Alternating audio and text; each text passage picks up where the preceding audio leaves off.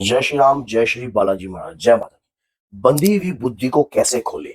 अगर आपकी बुद्धि बंधन में है या बुद्धि के ऊपर कोई ऐसी शक्ति बिठाई गई है जिसके बारे में आप नहीं जानते हो, और उस बुद्धि के पहले ये बुद्धि जो थी वो ऐसे काम करती थी, चाहे वो व्यापार में हो, चाहे कारोबार में हो, या किसी के व्यक्ति के प्रति कुछ भी कार्य करने के प्रति कुछ भी उसको ज्ञान देना, कोई बात करना, तो अच्छे तरीके से बुद्धि विवेक जो था आपका काम करता था। लेकिन अब कुछ समय से ऐसा हो गया है कि जैसे मेरी बुद्धि का बंधन किया गया है, मेरी बुद्धि में सुइयां चुभती हैं, मेरी बुद्धि में माइग्रेन जैसा दर्द महसूस होता है, आधे शरीर हिस्से के अंदर दर्द सा बना रहता है। रिपोर्ट में जब जाते हैं, करवाते हैं, तो रिपोर्ट में कुछ नहीं आता है। ऐसी बहुत जगह भी हम जा चुके हैं जिसके कारण बुद्धि जो है मानो काम नहीं करती है। कुछ समय से मानो थोड़ा याद रहता है, फिर भूल जाते हैं, गजनी जैसा महसूस होता है। समझ गए? तो अगर कुछ शॉर्ट मेमोरी हो जाती है, मान लो कुछ भूल जाते हो, बात बात में ये चीज यहाँ रखनी थी, यहाँ रखनी थी, मतलब कुछ भी चीजें जो है, लेन देन का हिसाब जो है उसमें भी काफी अड़चन आ चुकी है, उसमें भी काफी जो है आपका कार्य जो है चल नहीं पाता है, मतलब पता नहीं लगता कि आपको कोई कितना पैसा जमा करा गया, कितना। तो ऐसा लगता है कि जैसे बुद्धि का कोई बंधन किया गया है। तो बंधी हुई बुद्धि को कैसे चुटकियों में खोल सकते हो आप? किस प्रकार से चुटकियों में खोल सकते हो? ये चुटकियां बजाई है ना मैंने, जैसे ऐसे खुल भी सकती है आपकी। आपकी बुद्धि का बंधन है तो उसके लिए आपको एक कार्य करना पड़ेगा। उस कार्य से बड़ी तंत्र विद्या अगर आपकी बुद्धि के बंधन के लिए की गई होगी, या आपका पुतला बनाकर आपके मस्तिष्क पर या कोई चीजें ऐसी लगाई होंगी, या तंत्र के तहत कोई ऐसी प्रक्रिया कर रखी होगी, तो क्षण भर में वो चीजें हट जाएंगी। अब आपको करना क्या है? देखो, भगवान की भक्ति से शक्ति तो प्राप्त होती है, इसमें संदेह मत करना।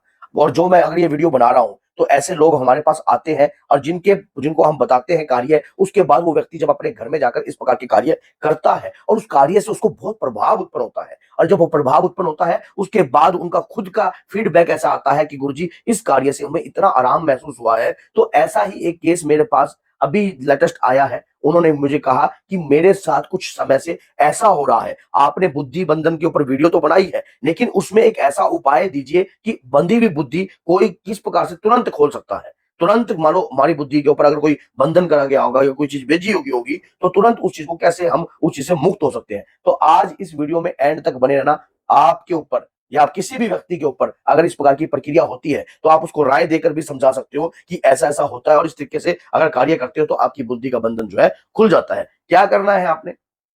एक जटा वाला नारियल लेना है। एक जटा वाला नारियल लेना है। उस नारियल को आपने क्या करना है, जैसे कि उस नारियल को छील लीजिए।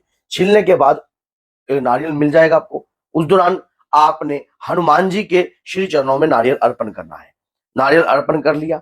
अब प्रार्थना करनी है कि हे बजरंग बली, हे बाबा, मेरी बुद्धि का बंधन हुआ है। शरीर में ऐसा महसूस होता है कि जैसे कि कोई सुइयां जो है शरीर में गाड़ दी गई है। अब हनुमान जी के पंचमुखी रूप का ध्यान कीजिए। हनुमान जी का जो पंचमुखी रूप है ना, वो माया का भक्षण करने वाला रूप है। मानो माया नहीं चलती उस रूप के आगे। बड़ी से बड़ी माया, बड़े से बड़ा तंत्र जो है उस रूप स्वरूप के आगे विफल हो जाता है। क्योंकि हनुमान जी का पंचमुखी रूप जो है, वो अहिरावण का जब उन्होंने संहार किया था, तब उन्होंने पंचमुखी रूप धारण किया था। और अहिरावण जैसा जो मायावी था, वो कोई नहीं था, क्योंकि उसने ऐसी माया रच रखी थी कि पाताल लोक में उस तक पहुंचना मुमकिन ही नहीं, नामुमकिन था। लेकिन हनुमान जी ने हर दरवाजे को, हर चीज को चीर फाड़ कर, हर तरीके से हनुमान जी माया का भक्षण करते करते, क्योंकि हनुमान जी बल और बुद्धि और विवेक के दाता हैं। वो बल और बुद्धि विवेक जो है आपको भी देते हैं, क्योंकि माता सीता के वरदान के अनुसार उन्होंने अष्ट सिद्ध नवनिधि के दाता उन्हें घोषित किया है, जिससे बल भी प्राप्त होता है, बुद्धि भी प्रभाव प्राप्त होती है। अगर बुद्धि के ऊपर कैसी भी माया कर रखी हो, किसी भी प्रकार का तंत्र कर रखा हो, अगर हनुमान जी के पंचमुखी रूप का धारण कर कार्य करोगे, तो वो बंधन, वो तंत्र जो है आप उस व्यक्ति का विफल कर सकते हो। अब जैसे कि आपने नारियल ले लिया, नारियल पे त्रिपुंड बनाने हैं, 3 तिलक लगाने हैं। तीनों तिलक लगाकर आपने इस प्रकार से, उसके दौरान उस नारियल को जब आपने हनुमान जी के श्री चरणों में रखा है, अब उसमें एक आपने क्या करना है, जैसे कि अदरक कूटने वाला या कोई ऐसी हथौड़ी हो जिससे नारियल के 2 टुकड़े हो जाए। मान लो बीच में से नारियल फट जाए, मान लो बीच में ही नारियल को फोड़ना है आपने, मान लो ताकि नारियल के 2 टुकड़े हो जाए इस तरीके से। तो क्या होता है, वैसे तो अदरक कूटने वाला जो होता है उससे भी हो जाते हैं, और कोई हथौड़ी होती है तो उससे भी आप बीच में से जैसे मारते हो तो 2 टुकड़े हो जाए। अब वो कब करना है? जब आप हनुमान चालीसा का पाठ करते हो, उसमें कहता है बल बुद्धि विद्या देव मोहि हरु कलेश विकार। इस चौपाई का जाप करके कि हे प्रभु, बल बुद्धि विवेक मुझे दो, और मेरे अंतर के जितने भी क्लेश हैं, जितने भी मेरे अंतर में विकार हैं, चाहे वो तंत्र के हों, चाहे वो मंत्र के हों, चाहे क्रियाकलाप के हों, चाहे उर्त रूप की क्रिया करी हो, या किसी भी प्रकार से या अघोर क्रिया करके वो क्रिया मेरे ऊपर बिठाई गई हो, तो हे प्रभु, बल बुद्धि विद्या देव मही हरु कलेश विकार। इस प्रकार से करते करते आपने कम से कम इस नारियल को अपने ऊपर से 21 बार मारना है क्लॉकवाइज।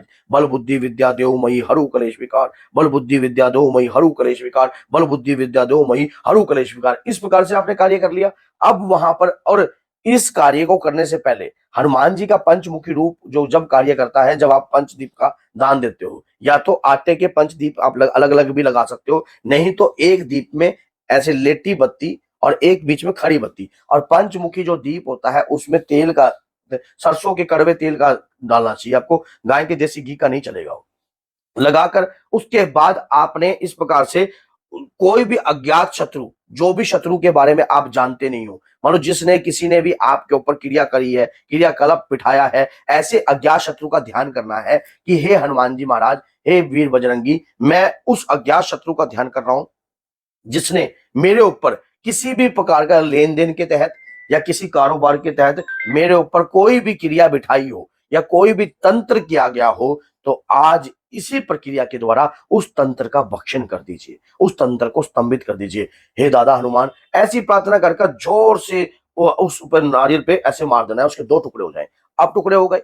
अब टुकड़े जो भी हुए हैं, अब उसके जो उसका जो जल है, उस जल का तो आप मान लो पीना नहीं है, मान लो कहीं भी बहते दरिया में उस जल को प्रवाहित कर दीजिए। अब उस दौरान जो आपके 2 टुकड़े हुए हैं उस नारियल के, उसके अंदर भीमसेन कपूर रखकर, एक पर आपने जायफल रखना है और एक पर पान का पत्ता रखना है, उसके अंदर 7 लौंग और एक भीमसेन कपूर, ये दोनों लेकर आपने इन दोनों को प्रज्वलित कर देना है, मानो जला देना है। ये प्रक्रिया लगातार कम से कम 7 शनिवार आपको करनी है। मैं कह रहा हूं, कितनी से बड़ी तंत्र विद्या आपके ऊपर करी गई हो, कैसी भी करी गई हो, क्योंकि हनुमान जी का अगर पंचमुखी रूप का आह्वान भी किया जाता है ना, दुष्टों का नाश करने के लिए, तो हनुमान जी की कृपा उस व्यक्ति के साथ, उस भक्त के साथ सदैव होती है। क्योंकि जब आपको पता है कि पाताल लोक में जब ले गया था अहिरावण भगवान राम और लक्ष्मण भैया को, तब एकदम ऐसा माहौल बन गया था, ये क्या हुआ? तब हनुमान जी ने ये नहीं देखा कि क्या है, तुरंत धरती को चीरते हुए पाताल लोक पहुंच गए। तो भक्त पर जब आन आती है और वो अपने प्रभु को पुकारता है, तो इस बात को याद रखना, जब आपके ऊपर इस प्रकार का बुद्धि बंधन कर कर कोई मायावी आपका हरण कर रहा है, तो हनुमान जी का पंचमुखी रूप आपकी रक्षा करेगा। ये कार्य करके देखिए, लाभ इतना है कि पूछिए मत। कि अगर वीडियो अच्छी लगती है तो लाइक कीजिए, शेयर कीजिए और चैनल को सब्सक्राइब कीजिए, ताकि और भी ज्ञानवर्धक वीडियो आपके लिए लाने की पूर्ण कोशिश करते रहें। तो बोलिए जय सीताराम, जय श्री बालाजी, जय माता।